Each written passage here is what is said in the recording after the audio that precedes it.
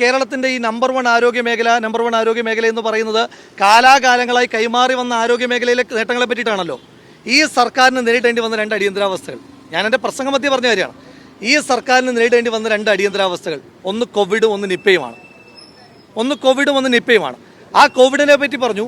Covid ഇന്ത്യയിൽ ഏറ്റവും അധികം ആളുകൾ മരിച്ച കണക്കെടുക്കുമ്പോൾ രണ്ടാമത്തെ സംസ്ഥാനം കേരളം. തർക്കമുണ്ടോ? ഒന്നാമത്തെ സംസ്ഥാനം ഏതാ നമ്മൾ പറയുന്നത്? മഹാരാഷ്ട്രയുടെ ആകെ ജനസംഖ്യ എത്രയാണ്? 13.5 കോടി. കേരളത്തിൻ്റെ ആകെ ജനസംഖ്യ എത്രയാണ്? 3.5 കോടി.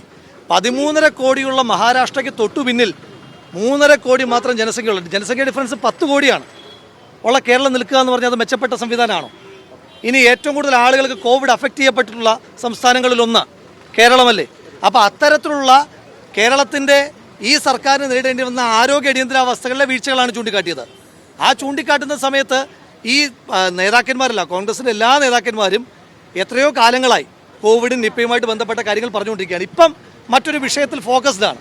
ആ വിഷയത്തെപ്പറ്റി പറയുന്നതിനിടയിൽ ഞാൻ പറഞ്ഞൊരു പ്രസംഗത്തെപ്പറ്റി എല്ലാവരും കാര്യമാണോ നിർബന്ധമൊന്നുമില്ലോ.